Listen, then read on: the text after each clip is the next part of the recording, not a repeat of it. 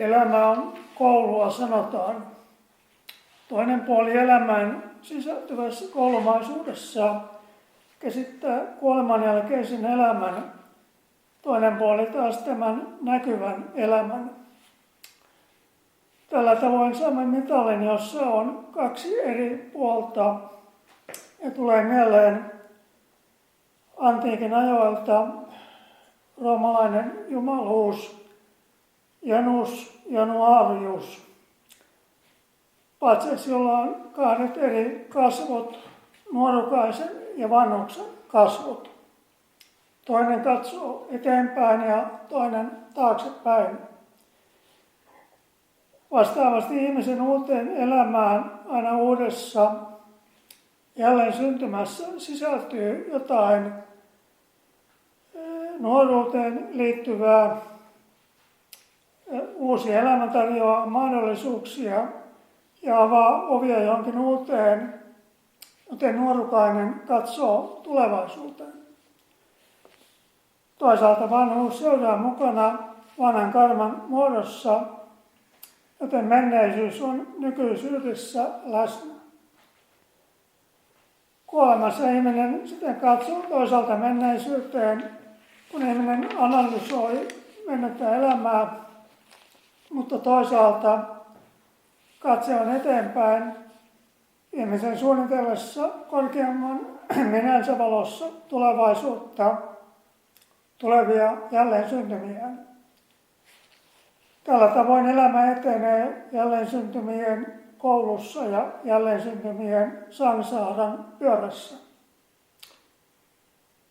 Elämä on ihmeellistä koulua ja se ihmistä kouluttaa ja kasvattaa ymmärtämään jotain, jota voidaan kutsua täydellistymisen tai kehityksen päämääräksi, logokseksi, Kristukseksi.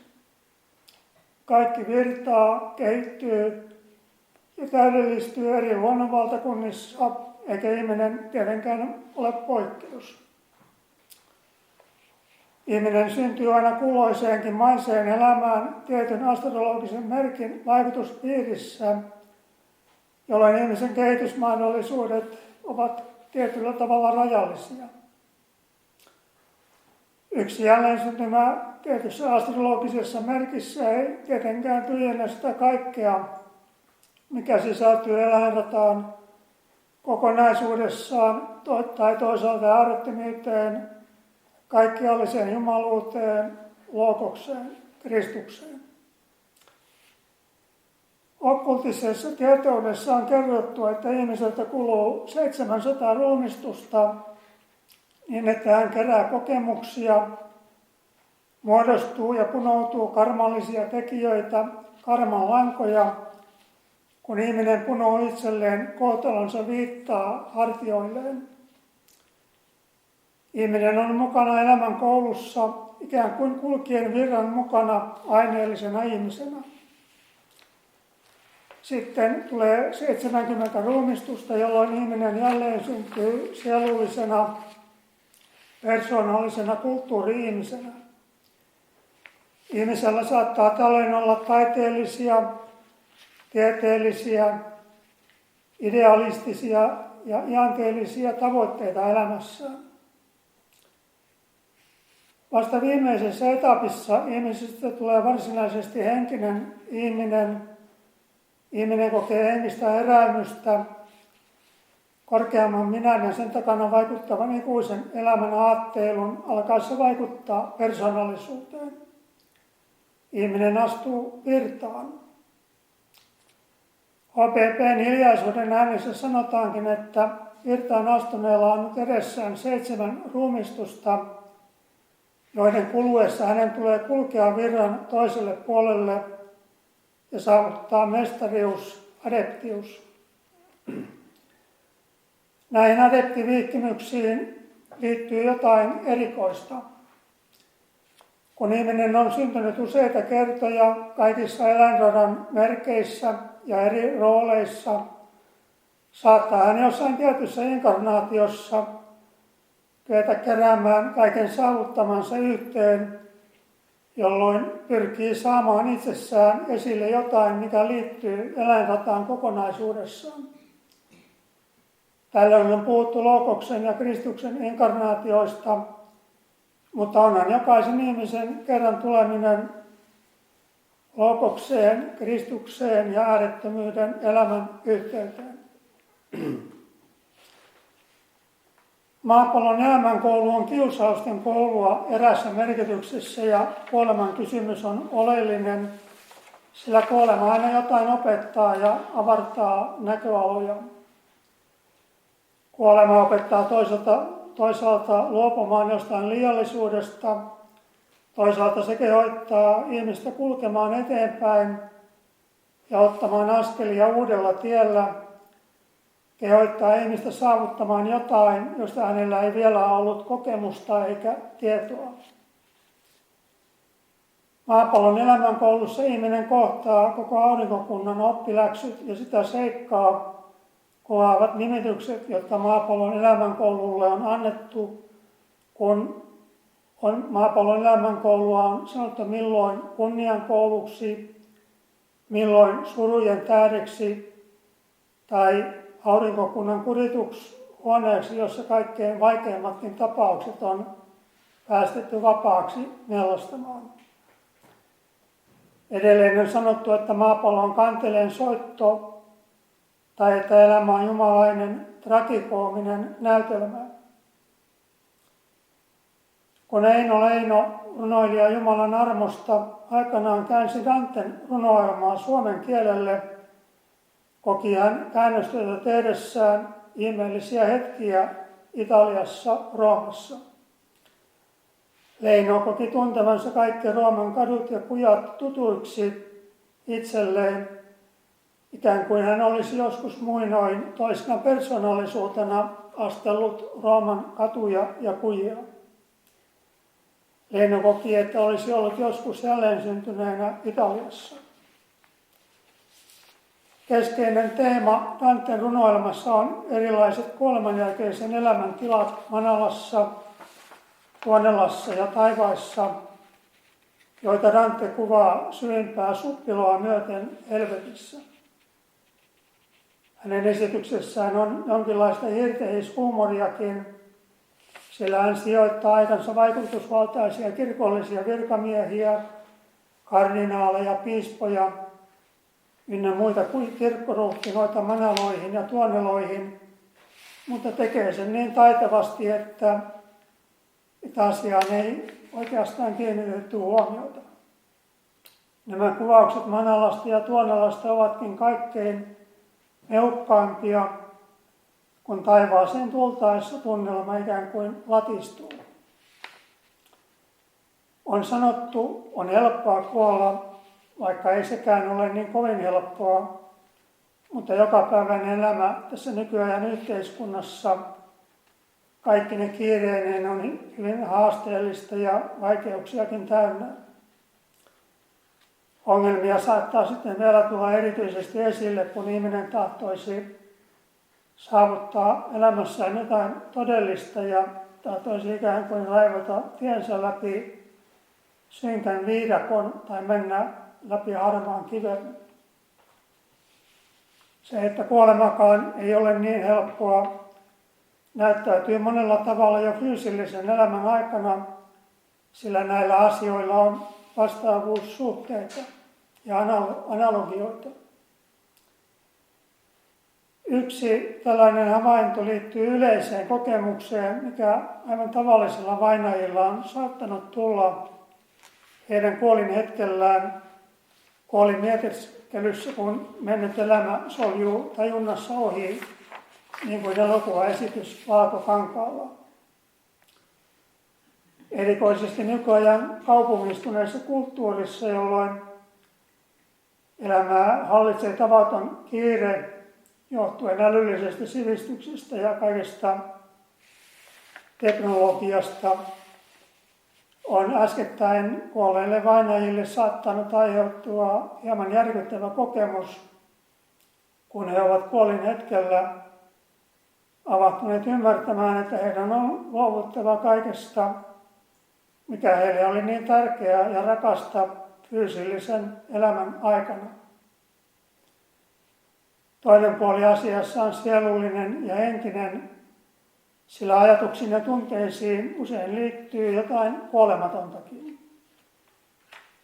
Rakkauden ja hyvän tahdon tunteet toisia ihmisiä kohtaan ja läheisiä kohtaan ovat aina sädehdys kuolemattomuuden maailmasta ja ne säilyvät niin kuin kaikki teot, joissa ihminen ilmensi hyvää tahtoa. Tuollainen kokemus, mikä vainajille on ollut, se on voinut olla juhlallinen ja hyvin vakava. Kuolevalle on saattanut jäädä soimaan mieleen ajatus, siinäkö se nyt sitten oli ja noinko vähän lopulta ymmärsin ja osasin oikein menetellä, kun vainaja kuolin hetkellä avahtui ymmärtämään, että ei olekaan viisasta takertua ja kiintyä kaikkiin muotoihin, vaan pitäisi tavoittaa henki, joka muotoja kannattaa. Eli tämä aineen elämä ei sinään ole varsinainen päämäärä, vaan ihmisen pitäisi luopua oman onnensa tavoittelusta ja pyrkiä kohti ikuista elämää, kohti rakkautta ja kohti kuolemattomuutta. Eräässä vanhassa tutussa legendassa kerrotaan kuninkaasta, joka lähetti palvelijan vieraaseen kaukaiseen maahan hoitamaan hänelle määrättyä erikoistehtävää. Palvelija tällöin lähti matkaan palavalla innolla, luvaten pyhästi täyttää tehtävänsä sen viimeistä piirtoa myöten. Hän ryhtyi työhön ja ahkerasti hoiti kaikkia tehtäviään. Kun sitten aika koitti palata takaisin, huomasikin palvelija kauhukseen, että se tärkein, mitä varten hän oli oikeastaan matkaan alun perin lähtenyt, se olikin unohtunut, vaikka oli käynyt mielessä. Tämä legenda kuvaa tunnelmaa, mikä vainajalle saattaa tulla kuolin näyssään, kun hän kuolin mietiskelyssä analysoi elämänsä korkeamman ikuisen kuolemattoman itsensä valaistuksessa. Mutta niin kuin kerrotaan, vaikka ihminen ei varsinaisesti kokisikaan henkistä heräämystä maisen elämänsä aikana, ja vaikka hänestä ei tullutkaan itsetietoista henkisen tien kulkijaa tai peräti totuuden tietäjää, niin kerää ihminen kuitenkin elämän kokemuksistaan itselleen aina pääomaa tulevaisuutta varten, syy ruumiiseensa, audiseen munansa, ja tästä johtuen ihminen on tulevaisuudessa paremmilla kyvyillä ja herkemmällä omalatunnolla varustettu matkalainen ajatellen tätä elämän koulua. Vakavuus on asia, joka on läsnä elämässä, vaikka pinnalta katsoen saattaa välillä näyttää, että me ihmiset emme oikein ota vakavalta kannalta tätä elämää. Ihminen on kaksinainen olento ja hän saattaa sisässään kokea epävarmuutta ja kokea pelkoja, joita sitten vielä peittelee. Ja on ajankulua tarjolla, joten on mahdollista siirtää sellaiset asiat syrjään, jotka tuntuvat vakavilta, pelottavilta tai vaikeilta. Tässä aineellisessa kulttuurissa meillä on mahdollisuus unohtaa vaikeaksi kokemamme asiat ainakin hetkeksi. On mahdollista matkustella, harrastaa taiteita ja huolehtia terveydestä. Ja on tietenkin kaikenlaista sielullista ja henkistäkin, on teattereita ja konsertteja ja ynnä muuta. Eli on yllin kyllin kaikenlaista, joka pitää mielen virkeänä, ettei ala liikaa ahdistaa. Tietenkin on uskontoja, on kirkkoja, on erilaisia vaihtoehtoisia elämän selityksiä, mutta voiko sellaista ottaa todesta ja erottua yleisesti sopiviksi katsotuista sovinnaisista arvomaailmoista ja erottua yleisestä yleisistä virtauksista saattaa epävarma ihminen itsekseen tuumia. Ja oikeastaan ei voi olla vakavakaan, sillä kaikkihan on hyvin oikeastaan ja pitää vain yrittää olla myönteinen ja onnellinen ja hyvän tuulinen. Ja näinhän se tietenkin oikeastaan onkin, ja ei kai se ollut tarkoitus alun perin Jumalten neuvostossakaan, kun ihmiskunnalle laadittiin kehityssuunnitelmia, että elämän pitäisi olla ikään kuin kulkua jossain surujen ja murheiden laaksossa, ikuisessa autajaistunnelmassa. Eipä tietenkään, sillä elämän perussävelhän on onni ja autuus, ei suru ja murhe, sillä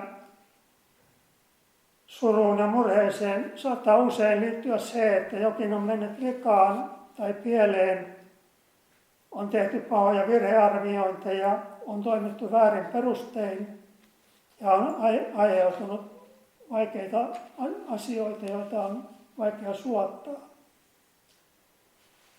Ihmisen pitäisi uskaltaa kohdata elämään sisältyvä vakava todellisuus, ikään kuin Janus Jumalan tai Sfinksin kasvot, joka vaatii vastausta kysymykseensä.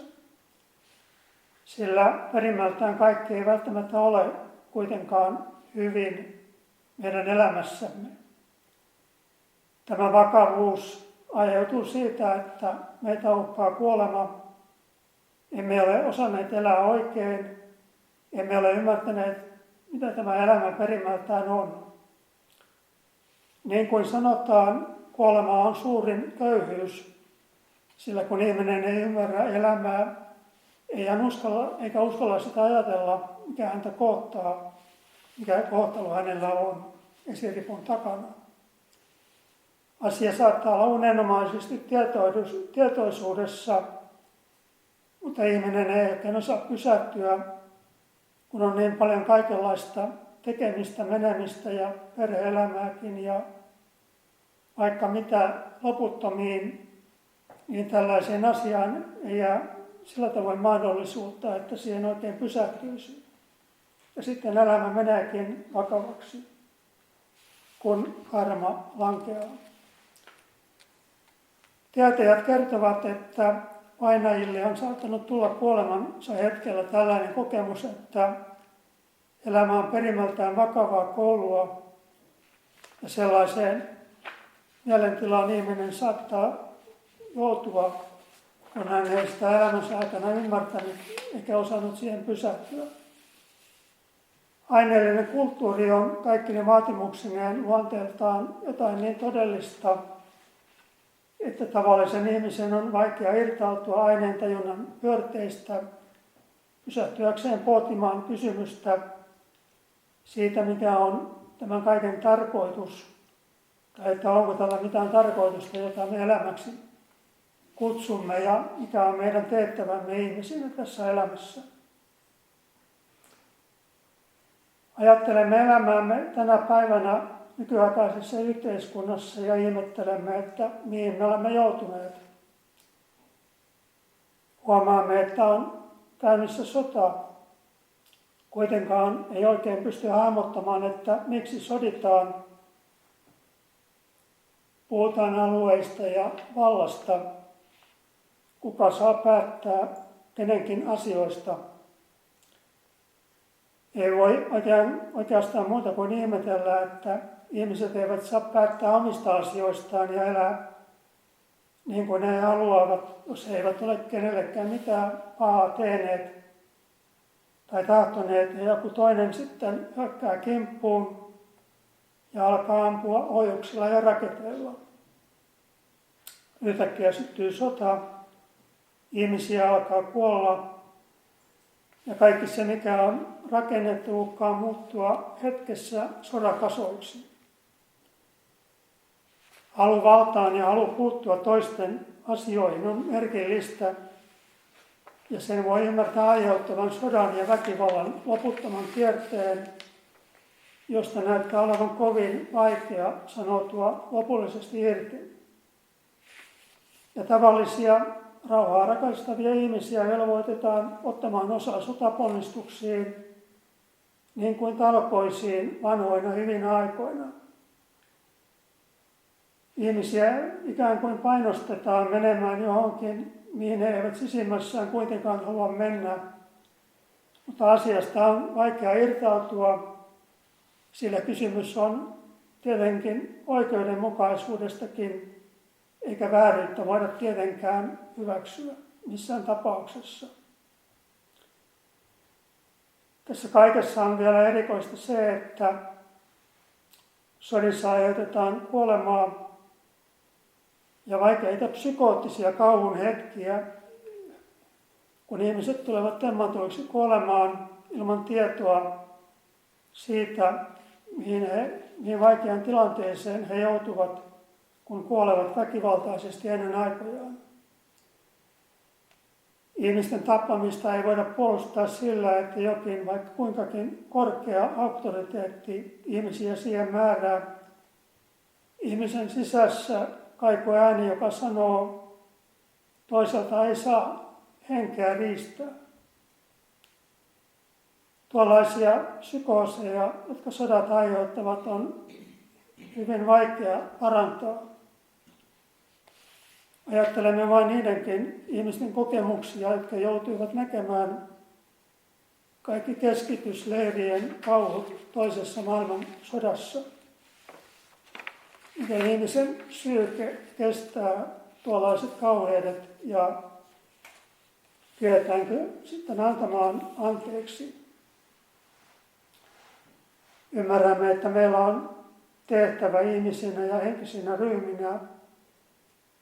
Ja kerrotaankin, että teosofisen liikkeenkin työn vaikutuksesta on sekä tälle puolelle että toiselle puolelle kuolemaa perustettu kouluja ja on auttajia, jotka tekevät parhaansa saadakseen ihmiset ymmärtämään tehtävänsä ihmisinä, kun alkaa näyttää siltä, että Kalevalaa siteeraten, että Pohjan akka olisi ikään kuin käynyt ryöstöretkellä ja olisi anastanut salaperäisen onnea tuottavan sammon omiin itsekäisiin tarkoituksiinsa. Kaikki taidettaisiin uhrata sodan julman Moloch-jumalan uhrialttarille niin, että onni uhkaa kadota Kalevalan kankailta. Ihmisen tulisikin lähteä totuudenetsijänä jonkinlaiselle samporetkelle ja pyrkiä palauttamaan sampoon liittyvä viisaus ja tieto Pohjolan Kivimäestä 9 lukon takoa onnellistuttamaan elämää niin, että me kokonaan menetä tietoisuuttamme, mitä ihmisyys tarkoittaa, mitä sivistys tarkoittaa ja mitä kristinusko tarkoittaa. Sillä kyllähän eräskin nasarealainen profeetta näistä asioista jo noin 2000 vuotta sitten vakavassa äänenläjässä puhui. Mutta näyttää siltä, että tässä keskeisessä asiassa, mikä liittyy sotaan ja väkivaltaan, häntä ei näytetä juurikaan ymmärtävän hänen opetuksiaan. Eli Jeesus Kristusta kylläkin pidetään mestarina ja hänen puoleensa käännytään syntien sovittajana, lunastajana ja meidän vapahtajana. Hänen nimeään kuulutetaan ja kailotetaan kirkoissa, mutta hänen opetuksensa eivät oikein kelpaa. Vuorisaarna tunnustetaan maailmankirjallisuuden kirkkaimmaksi helmeksi, runolliseksi, taiteelliseksi, esteettisen elämyksen lähteeksi, mutta sitä ei kuitenkaan välttämättä noterata vakavassa äänilajissa esitetyksi kokoelmaksi elämänohjeita, jotka soveltuisivat yhteiskunnallisten ja kansainvälisten ongelmakysymyksien ratkaisuun nykyajan päivän politiikassa. Niin, tuo on hyvin vakavaa puhetta ja osaksi tottakin, toteaa epäilijä, mutta on kiire. Ja sitä paitsi on kysymys taloudellisesta tilanteesta ja ekonomiasta, emmekä me voi perustaa elämäämme joihinkin haaveiluihin tai utopioihin, joilla ei ole merkitystä käytännössä. Mehän menetämme hyvinvointimme ja omaisuutemme ja kaiken, minkä olemme suurella vaivalla saaneet aikaan, ellei me jatkuvasti panosta taloudelliseen kasvuun ja ole hereillä ajatellen markkinatilannetta ja ellei me varustaudu aseellisesti ulkoisten uhkakuvien varalta, jotka ovat realismia. Niinpä niin, mutta juurihan me totesimme ja harmittelimme sitä, että kun emme edesmenneinä vainajina ymmärtäneet, että mitä tämä elämä perimmältään on ja miten meidän on ihmisenä elämämme järjestettävä. Miten sovitamme ja ratkaisemme tämän yhtälön, joka on asettunut tiellemme esteeksi niin kuin jonkinlainen sfinksi muinoin legendan Oidipukselle. Sanotaan, että tietämättömyys on ihmiselämässä esiin tulevien ongelmien ja pulmien tärkein syy, joten tiedon valo poistaa syyt ongelmiin ja saatamme löytää ratkaisun. Toisena tekijänä inhimillisen elämän ongelmiin voisi ymmärtää olevan itsekkyydessä ja pahassa tahdossa. Sitten on kysymys heikkoudesta, välinpitämättömyydestä ja laiskuudesta.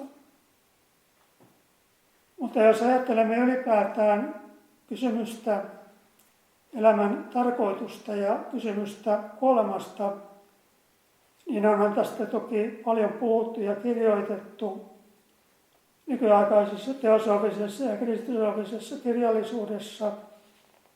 Ja onhan tästä asiasta paljon puhuttu ja kirjoitettu jo vanhan ajan kansan epoksissa ja vanhoissa uskonnoissa.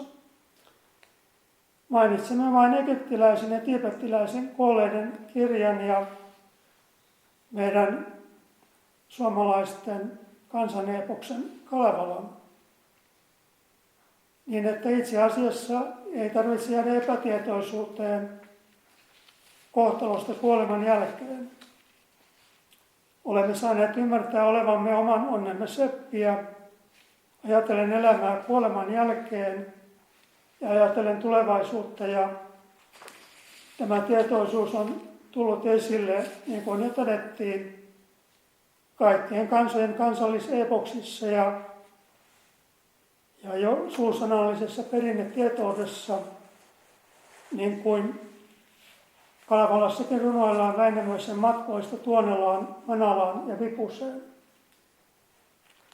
Tuonelaan matkaltaan palattuaan Väinämöinen toteaa, "Elkette Ineemon lapset, teekö syytä syyttömälle, vikoa viattomalle, sillä Tuonelassa palkka pahoin maksetaan." Tämä opetus karmaan eli kohtaloon. Ja sehän on tunnettu kaikissa kansoissa ja kaikissa uskonnoissa.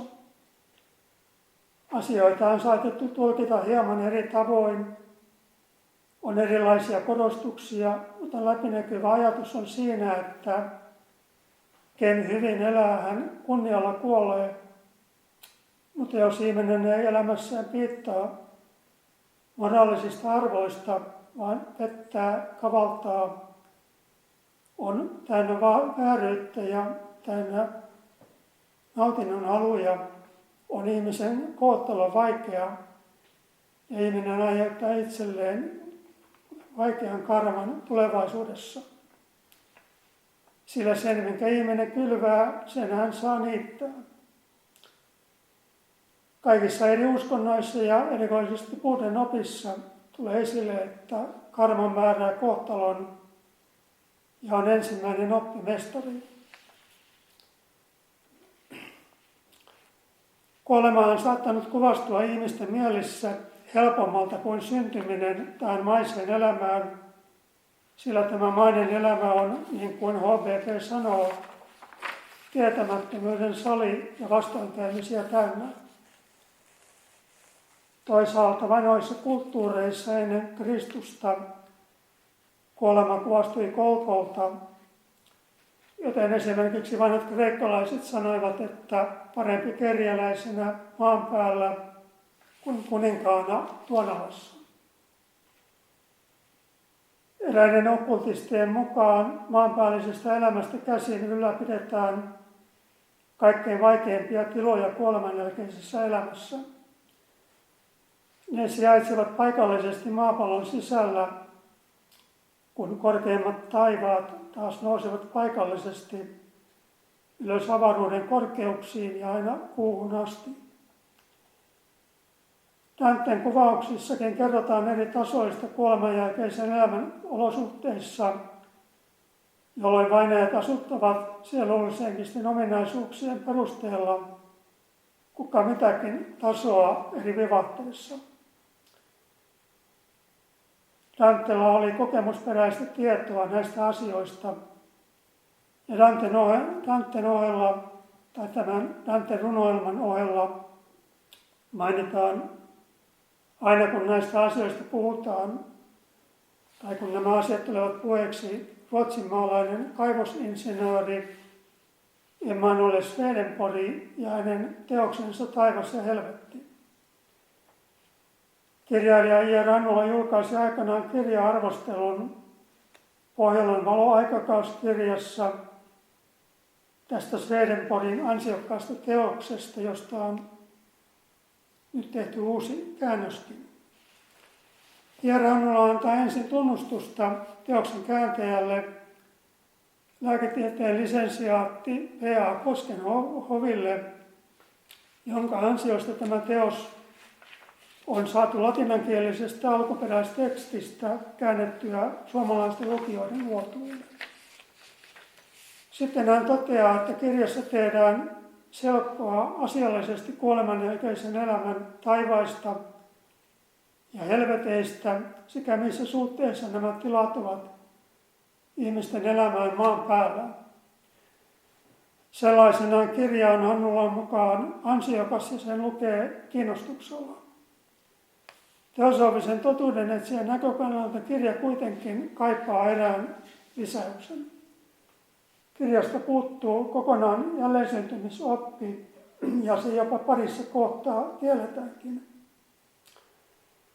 Noista kuolemanjälkeisistä helveteistä ei näin ollen olisi ulospääsyä enempää kuin taivaastakaan. Swedenborgin muuten ansiokas esitys jää näin ollen puutteelliseksi ja lopulta paikalleen jäykistyväksi. Vasta nykyaikainen teosofinen ja kristusofinen elämänymmärrys onkin antanut täydellistyneen valaistuksen ihmiselämän syvälliseen ongelmaan, sanoo Hannula. Vasta ymmärtäessämme, että nuo Swedenborgin kuvailemat taivaat ja helvetit ovat sellaisenaan ylimenotiloja, joissa sielut käyvät koulua ruumiinsa kuoltua syntyäkseen korkeamman minänsä kautta jälleen maiseen elämään. Vasta silloin Swedenborgin kuvaukset voivat koitua avuksi lukijalle. Näin siis Hieronua. Puutteista huolimatta Swedenborg oli aikanaan huomattava näkijä, vaikka hänen elämänkäsityksensä ei sisältänytkään oppia jälleen syntymisestä ja karmasta sillä tavoin kuin teosofia on sitä nykyaikana opettanut. Swedenborgilta on kuitenkin jäänyt tällainen lause. Kadonneiden mysteerioiden avainia on etsittävä Tiibetin ja Tartaarian hierofanteilta. Tämä kadonnut avain, johon Swedenborg viittaa, itse asiassa löytyykin noilta Tiibetin Loosin adepteilta ja hierofanteilta ja heidän oppilaaltaan OPP:ltä. Teosofisessa sanomassa olemme nykyaikana saaneet tiedon elämään sisältyvistä uusista kehitysmahdollisuuksista.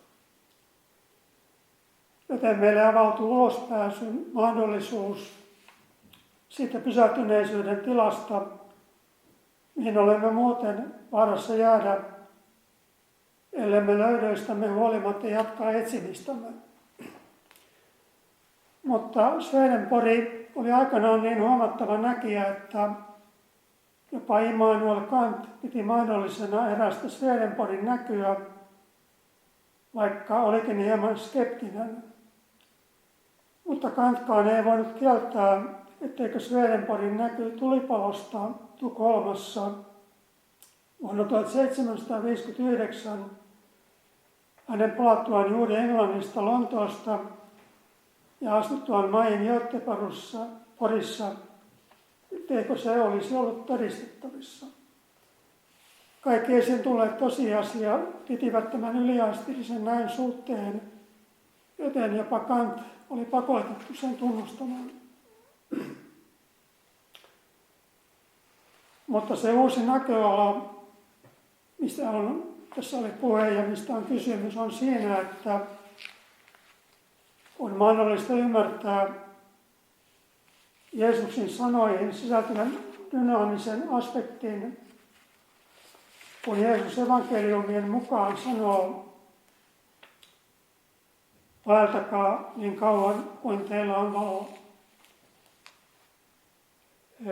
Nyt on otollinen hetki, sillä kuoleman jälkeen ihminen kadottaa yhteyden korkeampaan itseensä ja minuuteensa ja siihen sisältyvää loukoksen ja Kristuksen valoon, ellei ihminen ole maisen elämänsä aikana onnistunut rakentamaan siltaa alemman ja ylemmän välille, ellei ihminen ole rakentanut itselleen kuolematonta käyttövälinettä. Kun Logos ja kosminen Kristus on kaikissa eri aspekteissaan inkarnoitunut maapallossa ja maapallon ihmiskunnassa, on Kristus nyt lähempänä tavallisen ihmisen päivätajuntaa kuin hänen yksilöllinen korkeampi minänsä. Joten Kristuksen avulla ihmisen on mahdollista yhdistää alempi persoonallinen minuutensa korkeampaan kuolemattomaan minuuteen ja kaikkialliseen jumaluuteen.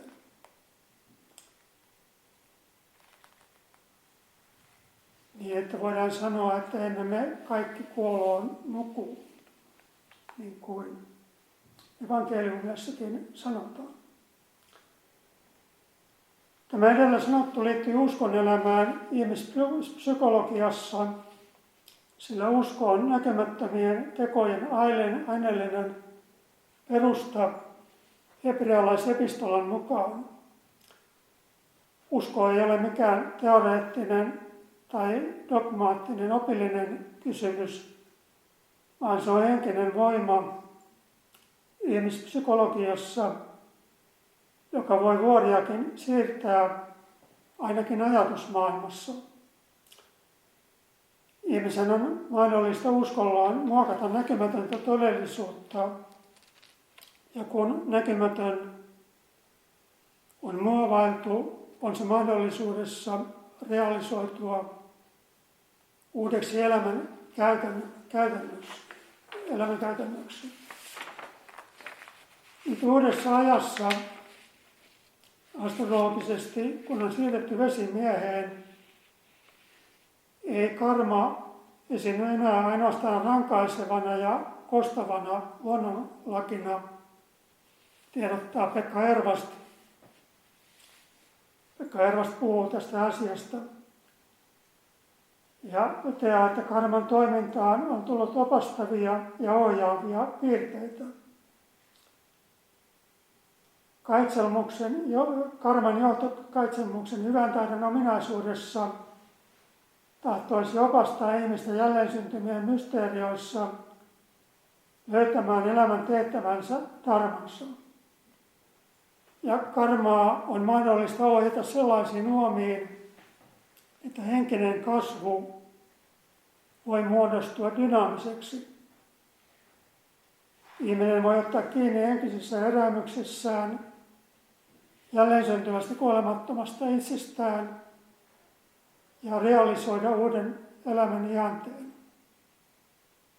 Eli nuo tuonelat ja manalat, ne on mahdollista muuntaa taivaiksi jo maanpäällisessä elämässä, henkisessä elämässä tekemällä työtä dynaamisessa elämän asenteessa. Avain on siinä, että ihminen ei vastusta pahaa, vaan pyrkii voittamaan pahan hyvällä, niin kuin Vuorisaarnassa opetetaan.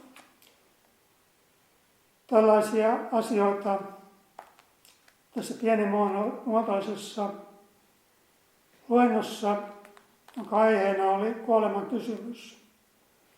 Tämä aihepiiri on toki laaja, joten viittaankin alan kirjallisuuteen lisävalaistuksen kannalta.